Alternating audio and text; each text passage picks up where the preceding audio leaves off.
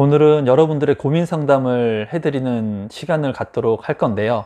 오늘 사연은 30대, 30살의 이제 청년입니다. 청년인데, 이제 결혼을 앞두고 결혼을 하려고 한 여자분하고 이제 결혼에 대한 진행을 하다가 이제 집이 없고 결혼하실 여자분이 원하는 거와 이 남자분께서 이제 능력의 차이가 있어가지고 결혼을 못하는 좀 안타까운 사연이에요. 그래서 이 남자분께서 이제 30살인데도 불구하고 향후에 이제 시드머니를 만들기 위해서, 그러니까 종잣돈을 만들기 위해서 이제 경기도권에 있는 아파트의 분양권을 프리미엄을 주고 사도 될지에 대한 얘기를 하고 있거든요.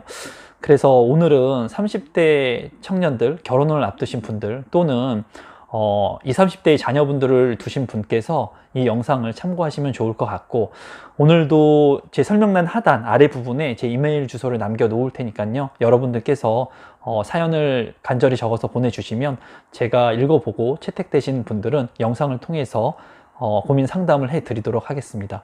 그럼 오늘의 고민 사연을 시작하도록 하겠습니다.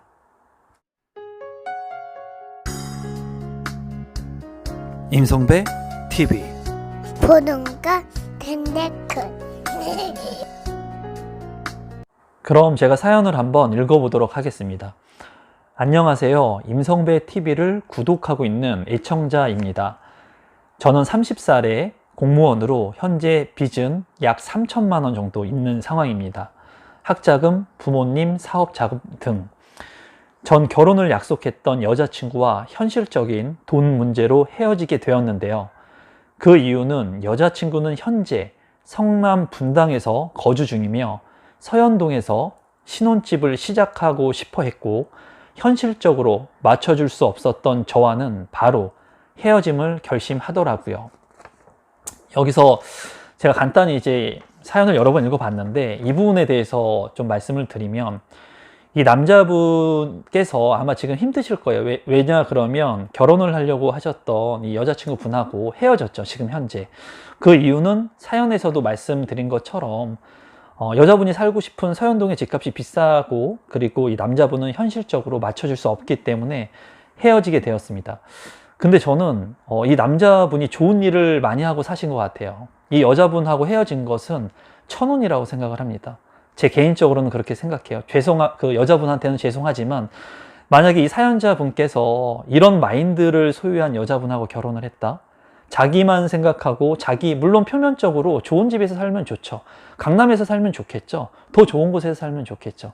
하지만 결혼이라고 하는 것은 남자와 여자가 만나서 정말 사랑하는 사람끼리 살아도 끝까지 함께 하기가 힘든 겁니다. 그만큼 서로를 상대편을 배려하고 서로를 본인 자체를 낮추고 이렇게 맞춰야 되는 부분들이 굉장히 많은데, 이런 생각을 가지고 계신 여자분하고 결혼을 했다면 이 사연자분은 제가 말씀드리는데 힘든 삶을 살아갔을 것 같아요. 그래서 지금은 마음은 힘들겠지만 제가 봤을 때는, 장기적으로 봤을 때는 이 여자분하고 헤어진 것은 정말 천운이라고 생각을 합니다. 제 개인적으로. 사연을 한번 계속 읽어보도록 하겠습니다. 최근 임성배 TV를 보면서 느낀 게 많아 재테크를 관심 있게 보게 되었고, 목돈을 만들어야겠다는 생각으로 열심히 돈을 모으고 있습니다. 그러던 중 8월 모든 부동산에 전매가 생긴다는 말을 듣고 빨리 부동산을 청약해서 당첨되어 시간을 사야겠다는 생각을 했습니다. 그래서 최근 동탄 해리엇에 넣었지만 추첨제에서 떨어지고 생각했습니다. 현재 오금동 임대아파트에서 성남으로 출퇴근 중인데, 현실적으로 만 29세에 청약통장은 누구나 다 가지고 있으며 결혼도 하지 않았고 집에서 도움도 받을 수 없는데, 앞으로 있을 고덕 강일, 둔촌 아파트, 그리고 서울 지역의 8, 9억의 아파트들을 대출이 40%밖에 나오지 않을 텐데 내가 당첨이 된다고 한들 유지가 될 것인가? 그래서 후회를 했습니다. 현실적으로 단계를 밟았어야 했는데, 그 단계는 양주 옥정신도시처럼 대출이 70% 나오고 현실적으로 단계를 밟을 수 있는 곳을 생각했어야 했는데 너무 욕심을 부렸나 했습니다. 이분 같은 경우에는 지금 현재 굉장히 성장하고 있는 단계라고 보여져요. 제가 봤을 때 많은 분들이 현실을 직시해야 된다고 제가 얘기를 하죠. 고민 상담을 하면서도 사람들마다 그 재테크의 방법들, 투자의 방법들이 다 틀립니다. 그렇기 때문에 자기가 처한 상황을 명확하게 직시를 하고 알고 있어야 되는데, 이분 같은 경우에 제가 하고 싶은 얘기를 그대로 하고 있어요. 제가 양주 옥정 신도시라든가 다른 여타 추첨제가 많은 신도시들을 물량을 소개시켜 드리면서 가점이 낮으신 분들, 돈이 시드머니가 작으신 분들은 청약 신청해서 디딤돌의 발판으로 삼아야 된다는 얘기를 합니다. 그런데 많은 사람들은 본인이 갖고 싶은 아파트만 봐요. 본인이 가지고 싶은 아파트, 좋은 아파트, 최고의 아파트, 최고의 평면들. 그렇기 때문에 이러한 허상을 가지고 쫓아가면서 아파트 청약에 당첨은 안 되고 항상 청약을 넣게 되면 떨어지는 거예요. 이분 같은 경우에는 현실을 직시하고 있죠. 만 29세에 청약 통장은 누구나 다 가지고 있습니다. 그리고 이분이 말씀하신 대로 지금 마이너스 3천만 원의 빚을 가지고 있어요. 그러면서 서울에 8억, 9억짜리의 중도금 대출을 실행해서 40%밖에 나오지 않는 이런 아파트들을 과연 살 수 있을까요? 쉽지 않다는 겁니다, 현실적으로. 그런데도 많은 분들은 본인의 상황은 얼마 되지도 않고 마이너스의 돈을 가지고 있으면서 아주 비싼 핵심에 있는 입지가 좋은 아파트를 가지려고 하죠. 이런 마인드 자체는 본인의 현실성과 동떨어진 생각이라고 볼 수 있어요. 이분 같은 경우에는 제가 봐도 양주 옥정 신도시가 2기 신도시 중에 입지가 좋은 곳은 아니에요. 하지만은 대출이 70%까지 나왔고, LTV로 인한 최근에. 그리고 현실적으로 밟아갔을 때는 분양가 자체가 상대적으로 서울과 비교한다면 반 가격도 안 되기 때문에 굉장히 저렴하죠. 근데 지금 이분 같은 경우에는 시간이 지나고 보니 양주 옥정 신도시 같이 대출이 많이 나오고 했던 그런 아파트들을 분양받았어야 했는데 하는 생각을 하고 있는 거예요. 이거는 투자에 대한 복귀를 하고 있는 겁니다. 투자에 대한 복귀. 그러니까 바둑의 복귀와 같이 내가 현실적으로 봤을 때 지나간 시간 중에 후회하는 부분들, 그리고 다시 생각하면서 나를 성숙시키는 그런 과정들을 밟고 있는 거예요. 굉장히 현명한 생각들을 지금 하고 있는 단계인 것 같아요, 제가 봤을 때. 그럼 계속해서 한번 제가 읽어보도록 하겠습니다. 저는 공무원으로 대출 상담을 받으니 현재 7천만 원까지는 신용대출이 된다고 하여 피를 주고라도 구매를 한다면 계약은 할 수 있을 것 같습니다.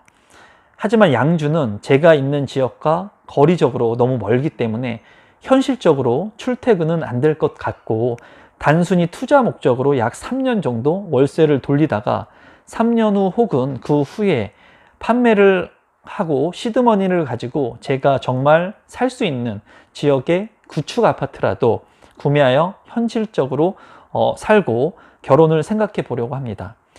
나이가 어리다면 어리지만 30살이라면 준비를 해야 할 나이인데 아직 빚만 3천이 있는 상황이라 어떻게 해야 할지 막막하네요. 해서 혹시나 신도시 쪽에 피를 주고 아파트를 구매해 놓으려고 하는데 좋은 생각인지 여쭤보려고 합니다.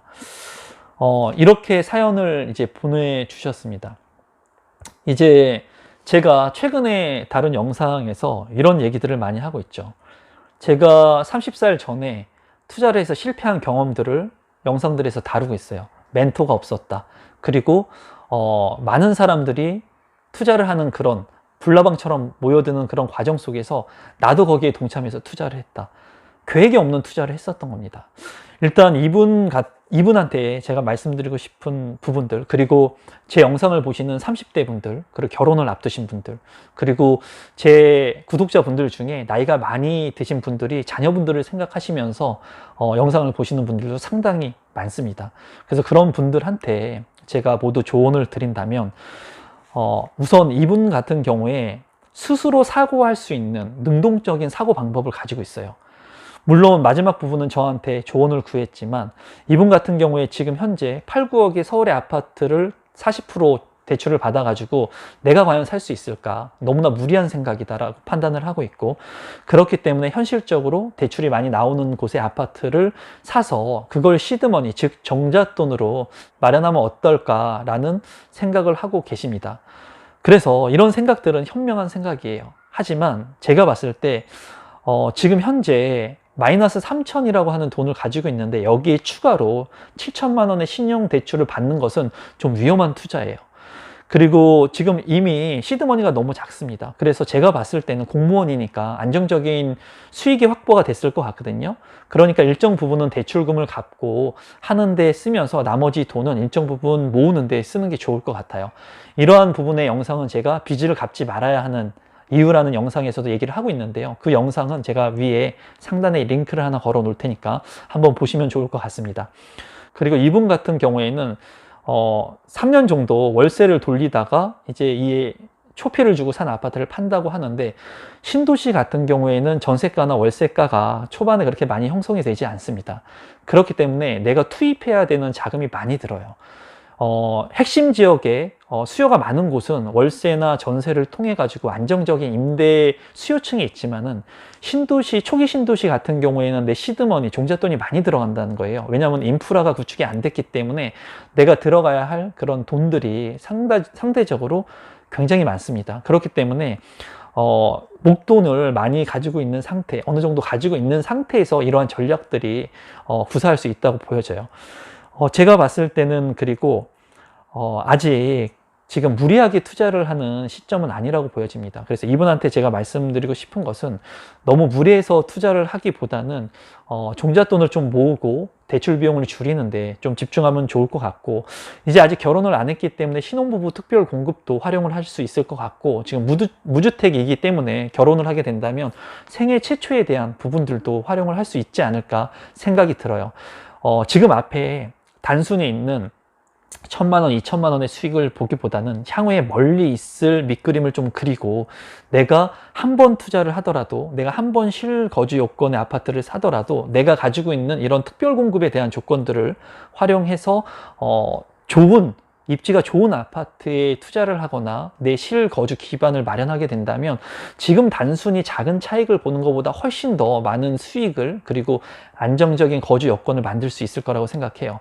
이분을 보니까는 제가 어렸을 때 생각이 나요. 제가 23살부터 부동산을 하면서 정말 조언 하나 들을 것 없이, 멘토 없이 저 혼자만의 생각으로 진짜 힘든 시기들을 이제 거쳐 나갔는데, 이분도 그런 과정들을 지금 거쳐 나가고 있는 것 같은데, 제가 봤을 때는 너무 무리한 투자를 하면 안 된다. 그리고 지금 현재 무주택자 분들한테 앞으로 많은 기회가 올 겁니다. 3기 신도시라든가, 그리고 많은 대출에 대한 규제들을 하면서 무주택자 분들한테는 향후에, 제 그냥 개인적인 생각이지만, 좀 대출에 대한 부분을 좀 열어주지 않을까, 그런 긍정적인 생각을 하고 있고, 그리고 2주택자 이상인 분들은 지금 청약을 하고 싶어도 청약 제한에 걸리기 때문에 하지를 못해요. 그래서 저 같은 경우도 좋은 입지에 청약을 하고 싶어도 다주택자이기 때문에 청약 제한이 걸려서 못하고 있습니다.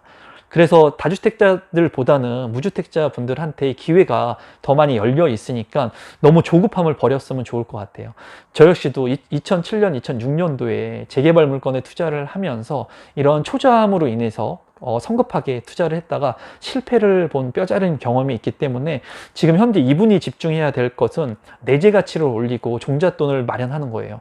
지금 현재 부동산 공부를 열심히 하고 있는 것 같거든요. 지금 이 사연들을 봤을 때 지금처럼 많은 동영상이나 책들을 가까이 해서 본인의 부동산 재테크의 내재 가치를 올리면서 종잣돈을 좀 모으는데 집중할 필요가 있다고 생각이 들고, 무분별하게 이렇게 지금 대출을 많이 끼면서 초피의 부동산을 사는 것은 현명한 투자가 아니라 투기입니다. 투기. 올바른 재테크, 그리고 올바른 투자를 해야 돼요. 그래서 그런 방법들을 이제부터라도 하나하나씩 좀 알아가시면 어떨까 싶습니다. 오늘 제 이 고민 사연이, 상담이 이 구독자분한테 도움이 됐을지 모르겠어요. 하지만 정말 제 친동생이 나이 차이가 많이 납니다. 이분하고 나이가 비슷한데, 정말 제 친동생 같은 마음으로 제가 조언을 한다면 절대로 무리한 투자를 하면 안 된다. 무리한 투자. 대출이 있는 상태에서 대출을 더 많이 받고 아파트를 사게 됐을 때 또 중도금 대출을 또 추가로 받아야 됩니다. 대출의 비율이 너무 많다는 거예요. 그렇기 때문에 지금 나이도 어리기 때문에 지금 하나하나씩 단계를 밟아 가시면 될 것 같아요. 그러니까 지금 주택 가격이 너무 많이 오르고 많은 사람들이 청약에 너무 집중하고 몰입하고 있는 이런 비정상적인 시장에서 내재 가치를 올리는 데 좀 집중하셨으면 좋겠고, 반드시 시장의 흐름에 의해서 조정은 옵니다. 그러니까 그런 조정기를 잘 대비하셔서 그때 현명한 투자를 하셨으면 좋겠고, 특별공급에 대한 조건들이 부합할 수 있는 부분들이 많을 것 같으니까 그런 부분들을 공부하셔서 지금부터라도 잘 준비하시면 제 나이가 됐을 때, 제가 42살인데 제 나이가 됐을 때는 저보다 더 훨씬 훌륭하신 사람이 될 수 있을 거고, 저보다 더 많은 자산을 갖고 계신 분이 될 수 있을 거라고 믿습니다. 그러면 오늘도 끝까지 제 영상을 시청해 주신 많은 구독자분들께 감사드리고, 앞으로도 더 좋은 많은 사람들한테 공유할 수 있는 고민 상담으로 찾아뵙도록 하겠습니다. 그러면 오늘 영상은 이것으로 마치도록 하겠습니다. 감사합니다, 여러분.